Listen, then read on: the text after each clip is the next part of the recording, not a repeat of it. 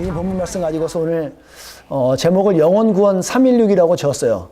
센스 있는 분들은 이 정도는 아시겠죠? 316 하면은 요한복음 3장 16절 정도는 떠올릴 수 있을 정도는 센스 되시죠? 네. 영혼구원 316이라고 제목 가지고 설교 나누겠습니다. 여러분 이 그림 한번 보세요.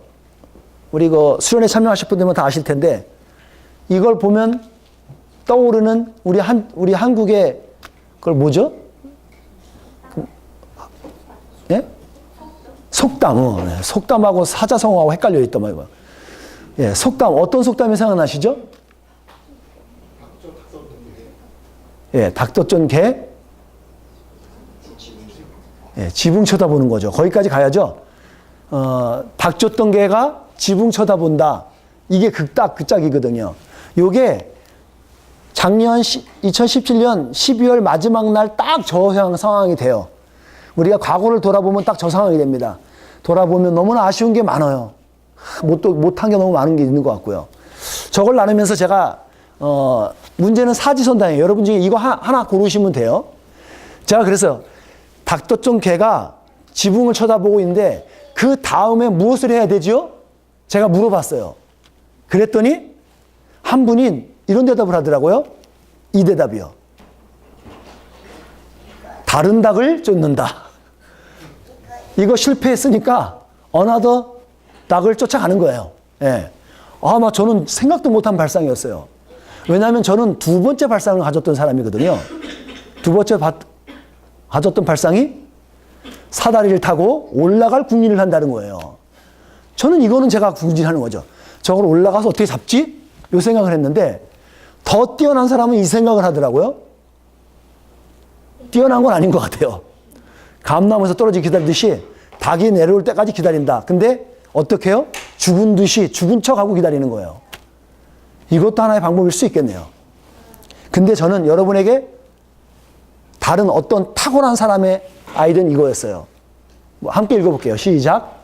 주인이 주는 밥에 충실하다. 이건 좀 멋있어요. 뭔가 심오한 뜻이 있는 것 같아요. 여러분이 넷 중에서 어디에 들어가세요? 여러분이 넷 중에서 어디에 선택하실 것 같으세요? 1번. 다른 닭을 쫓아간다. 예, 각자 다 틀릴 거예요. 저는 여러분에게 오늘 말씀 안에서 도전하고 싶은 건요. 주님께서 주시는 은혜에 충실한 하루 그리고 올 한 해가 되어지기를 주님으로 축복합니다. 주님이 주시는 은혜면 좋게요.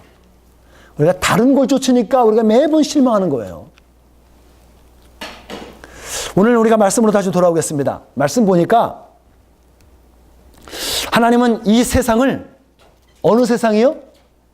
이 세상이요. 자, 그러면 이 세상은 1000 years ago일까요? 2000 years ago일까요? 그때만 사랑하실까요? 성경이 그때 쓰였으니까. 아니죠? 이 세상, 현재 모습이에요. 더 리얼하게 표현할게요. 이 모습 이대로, 더 이 모양, 이 꼬라지임에도 불구하고 하나님은 우리를 사랑하십니다. 하나님은 어떠한 상황이든 간에 사랑하셔요.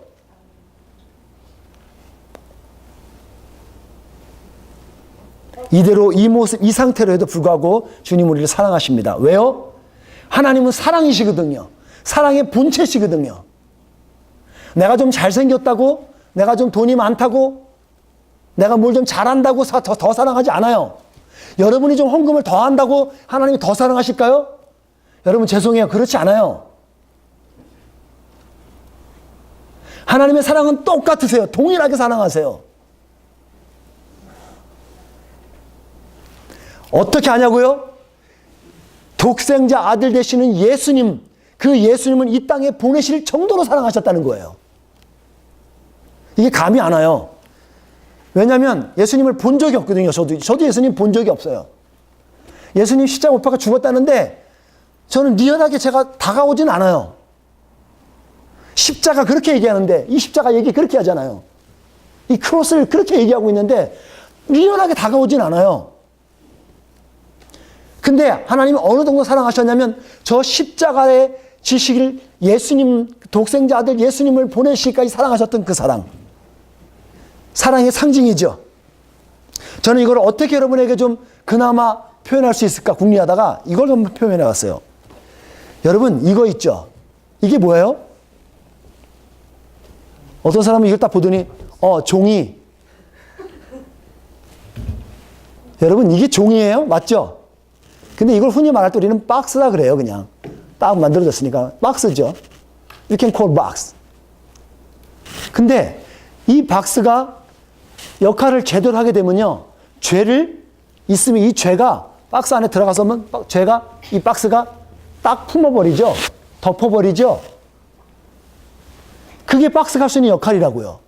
이 박스가 제가 신기하게 선물 받으면서 봤더니 얘가 분리가 돼요.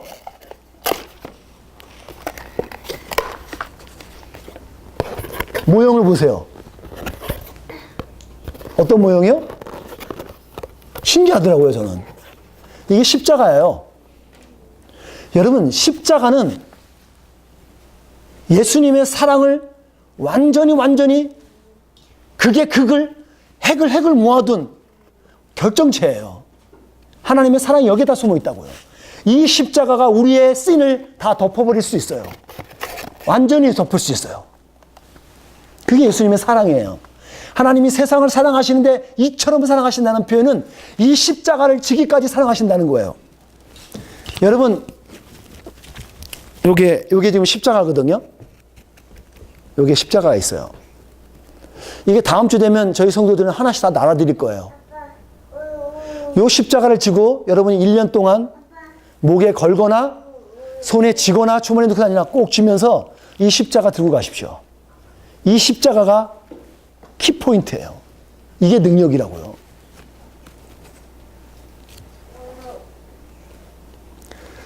여러분, 요한복음에 대한 배경을 여러분들 좀 아실 필요가 있어요. 실제로 요한복음은요, 굳이 복음서에 들어가지 않아도 돼요. 안 써도 될 정도예요. 왜요? 마태, 마가, 누가, 복음의 이 세 개의 복음서에서 충분히 예수님에 대해서 다 설명했어요. 예수님이 어떤 족보에서 나오셨고, 어떻게 살아나셨고, 그리고 사람들에 대한 디테일에 대한 설명, 주구조금 누가복음은 되게 설명 다 잘해놨어요. 근데 굳이 요한복음을 왜 써야 됐죠? 요한복음을 왜 썼을까요? 이 사도 요한이 썼는데 이유가 있어요. 왜냐하면 사도 요한은 아주 가장 어린 나이에 예수님께 부름받아 제자로 부름받은 사람이에요. 그런데 가장 어린 나이에 부름받아 놓고 가장 또 오래 살았어요. 다른 제자들은 목 베어 죽고 발 펴 죽고 막 핍박받아 죽고 다 순교당했거든요. 근데 유일하게 자연사한단, 그게 우리 사도 요한이에요. 오래 살았어요. 오래 살다 보니까 쓰여졌던 그 서신서들을 본인도 봤겠죠. 이것저것 남는 기록들이 여러 가지 있겠죠. 봤더니 부족한 게 있는 거예요. 야, 이 부분은 이걸 아직 좀 더 말해주고 알려줘야 되는데, 지나고 보니까 보이는 거예요. 그래서 생각하다가, 내가 경험했던 그 하나님, 예수님에 대해서 더 보충하자 그래서 보충서 같이 되는 거예요. 그걸 우리가 흔히 말할 때, 단어를 제가 또 까먹었네. 증보판. 복음서의 증보판으로 요한복음이 쓰여진 거예요. 그래서 지나 보니까 다른 건 다 분명히 충분히 설명되었으니까 봤더니 예수님이 오셨단 말이에요. 예수님이 누군지 설명은 다 했는데 그 예수님이 하나님이라는 거에 대해서는 사람들이 잘 설명을 안 해놓은 거예요. 그래서 어떻게 해요? 좋다. 그 예수님이 하나님이셔. 삼위일체 되시는 하나님이셔. 그러면서 1장 1절부터 설명하고 있는 거예요. 그래서 하나님이라는 표시를 어떻게 내야겠어요? 단순히 기적을 일으키는 것뿐만 아니죠. 어떻게 해요? 7가지의 기적과 이적을 보여주면서 이런 기적들을 행하실 정도의 능력의 하나님이셔. 그러면서 그분은 신이셔. 라고 설명한 거예요. 그거 한 가지 하고 싶었던 거예요. 그 다음에 두 번째는 그분이 부활하셨어요. 승천도 하셨어요. 다 설명해 줬거든요. 근데 승천하고 뭐예요? What is the next? 사람들이 설명이 안 되는 거예요. 그러니까 요한이 승천하실 뿐만 아니라 승천하셨는데 그분이 보혜사 성령님 되시는 진리의 영 되시는 성령님을 이 땅에 보내셨어. 라고 성령님에 대해서 후반부에 가면 설명해 주는 거예요. 그래서 요한복음이 쓰여진 거예요. 그 중에서 요한이 부득불 말하고 싶었던 내용 중에 하나가 오늘 3장 16절에 아주 복음의 핵심되는 내용을 설명해 준 거죠. 주고 싶은 말 했던, 중요하게 말하고 싶었던 것은 그 예수님이 이 땅에 오신 목적, purpose, 그걸 얘기하고 싶은 거예요. 왜 오셨냐고요, 이 땅에 오셔서. 오늘 17절에 보니까 뭐라 그래요? 이 땅에 오신 목적이 우리를 저지먼트하기 위해서 오신 게 아니라는 거죠. 너네 잘못했지? 넌 지옥 가고, 너는 망가지고, 폐 얻어맞고, 그래야 되는. 그런 목적으로 오신 게 아니라 뭐라고요? 구원하기 위해서 오셨다는 거예요. 메인 퍼포스는 셀베이션이에요. 그거 하시러 오셨다는 거예요. 그러니까 무슨 수를 써더라도 구원하실 거예요. 어떻게든지 구원하실 거예요. 여러분이 말을 안 듣잖아요? 그럼 하나님이 좁혀서라도 데려갈 거예요. 여러분, 저는 지금도 약간 여러분들이 좀 예리하게 보시는 분들은 아시겠지만 제가 일하는 걸 좋아할까요? 노는 걸 좋아할까요? 참 대답하기 어렵겠죠? 어느 쪽으로 말해도 애매할 거예요. 저는 약간 배짱이과예요. 제가 셀프로 고백할게요. 저는 약간 배짱이과입니다. 그래서 남들이 일할 때 저는 기타를 치면서 옆에서 일 열심히 하라고 저는 격려해주면서 기타 쳐주고 놀아주고 막 해줘요. 분위기 띄워줘요. 예. 그 역할 군대에서부터 전 잘했어요. 그래서 공은 지질하게 못 쳤어요. 개발이었습니다. 그런데 응원하라면 기가 막히게 해요. 그래서 사기를 붙여다 주죠. 예, 좀 배짱이과인 거 인정해요. 제가 고등학교를 졸업하고 음악을 계속 그때 하면서 집에서 여지없죠. 배짱이과는 뒹굴뒹굴 하거든요. 뒹굴뒹굴 집에서 노니까 우리 아버지가 너무너무 꼴보기 싫었던 거예요. 우리 아버지가 너무너무 꼴보기 싫은데 뭐라고 말은 못하겠고 말하면 저게 뛰쳐나가지라고 아버지가 너무너무 힘들어 하다가 하루는 아버지가 이제 건축업을 하셨어요. 건축을 하다가 이제 완공을 어느 건물 하나 큰 거를 빌딩 하나 거의 완공을 해놓고 이제 다 끝났습니다. 이제 바깥에 마무리를 짓는 일인데 마무리가 뭐냐면 청소하는 일인 거예요. 이게 건물을 짓잖아요. 그러면 이게 시멘트가 바깥으로 튀어나와요. 그래서 시멘트 같은 것들 이렇게 치워주고 긁어내주고 그런 일이 있거든요. 그런 일을 저를 좀 시켜 먹으려고 아버지가 온갖 저를 술을 써갖고 저를 꼬셨습니다. 그래서 그 수에 당해서 어쩔 수 없이 제가 못 이기는 척하고 그 현장에 나가서 이제 청소하는데 아버지가 연세가 드셨으니까 못하잖아요. 그러니까 젊은 제가 가서 하는 거죠. 하라 그랬어요. 다 하는데 다 이리저리 끝나고 나서 마지막 하나 건물 메인 입구예요. 메인 이제 빌딩 들어가는 입구에 왜 보면 입구 앞에 불 켜지는 거 있잖아요. 전등불 켜지는데 거기에 이게 좀 그 시멘트 같은 게 나와 있었어요. 그걸 좀 닦아내는 일인 거예요. 그래서 그 주위부터 해갖고 사다리 타고 올라와서 막 청소해내고 닦고 긁어내고 했는데 애매하게 사다리도 갈 수 없고 그냥 할 수도 없는 애매한 위치에 지금 닦아야 될 곳이 있는 거예요. 그래서 사다리 올라간 상태입니다. 올라간 상태에서 이거 어떻게 닦죠, 아버지? 일하기 싫은 사람은요, 알아서 하질 않아요. 물어봐서 시키는 거예요.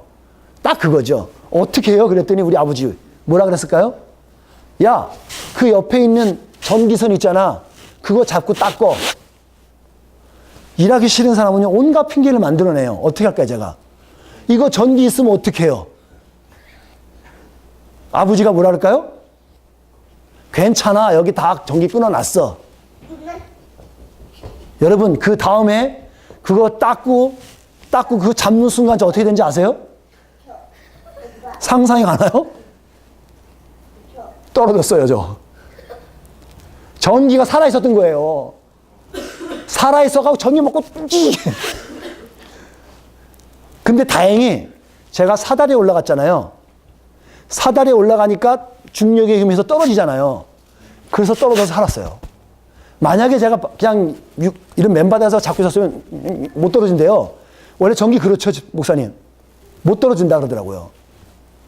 다행이에요. 떨어졌어요. 멀쩡하면 좋겠는데 그게 다행인지 불행인지 모르겠지만 팔이 부러져가 골절돼갖고 이게 뒤틀렸어요. 지금도 흔적이 남아있어요. 제대로 안 붙어서. 그래서 약 3개월을 기부싸면서 지냈어요. 물론 그동안 기타도 못 쳤지만 놀기도 했어요. 아버지는 저를 그다음부터 터치할 수 없는 거예요. 그렇게 열심히 놀았습니다. 여러분에게 한번 물어봐요. 여러분의 자녀가 지금 고압 전선이에요. 전선을 지금 잡아갖고 잡기 일보 직전이에요. 딱 잡을 순간이에요. 여러분 그때 여러분 어떻게 하시겠어요? 자, 1번. 빨리 가서 내가 손으로 잡고 뛴다. 2번. 발로 찬다. 2번이 좀 나을 것 같죠? 여러분 손 잡으시면 여러분 전기 좀 타서 죽어요. 그러시는 거 아니죠? 어떻게 해요? 아니면 여러분 제가 한번 경험이 있어요. 제 첫째 아들이 필리핀에서 제가 어학연수 할 때인데 어떻게 놀러 갔다가 물에 빠져서 얘가 꼴깍 못 봤어요. 아무도 못 봤어요. 근데 나중에 하더라고요. 제가 뒤돌아봤어요. 약 10m 정도 되는 거리인데 제 첫째 애가 물이 꼴깍 하고 다시 나오더라고요. 꼴깍 두 번째 들어가는 거 봤어요. 근데 그 순간에 제가 움직일 수가 없더라고요. 거의 완전히 사람이 당황스러워서 프로즌 되더라고요. 딱. 여러분 사람이 긴장되면요 못해요. 여러분 그때는 아무 생각 없어요. 빨리 뛰어내야 돼요. 거기서. 여러분 제가 뭘 말씀드리고 싶은 거냐면 하나님이 우리를 사랑하셔서 우리를 구원하시기 원하시거든요. 그런데 우리가 곁길로 가고 딴 길로 가면 그게 위험한 길로 가게 되면 하나님은 반드시 막는다는 거예요.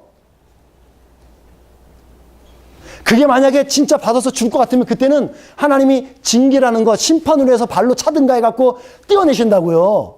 그걸 우리는 심판이라고 말하면서 하나님 왜 나만 미워해 막 이러고 있거든요. 잘못된 해석이에요.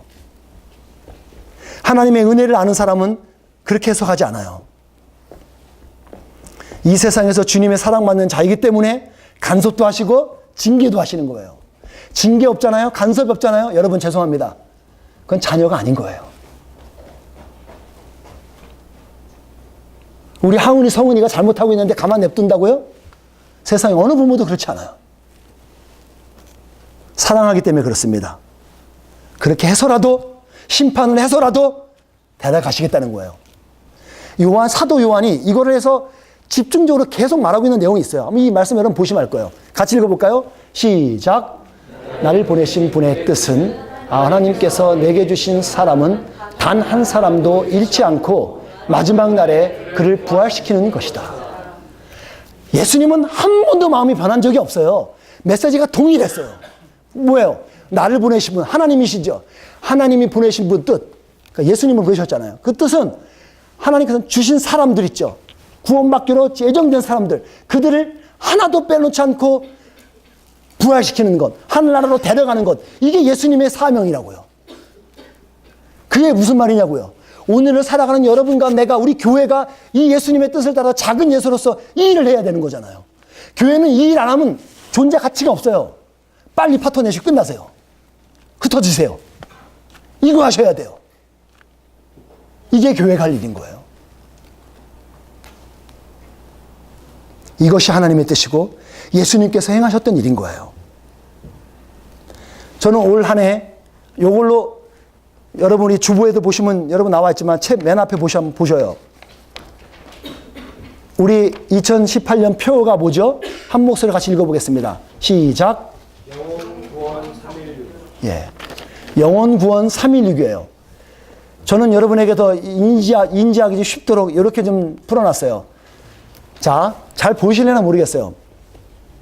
그러니까 제가 직접 만들어서 우리 사무실에 붙여놓은 거예요. 그걸 사진으로 찍어왔어요.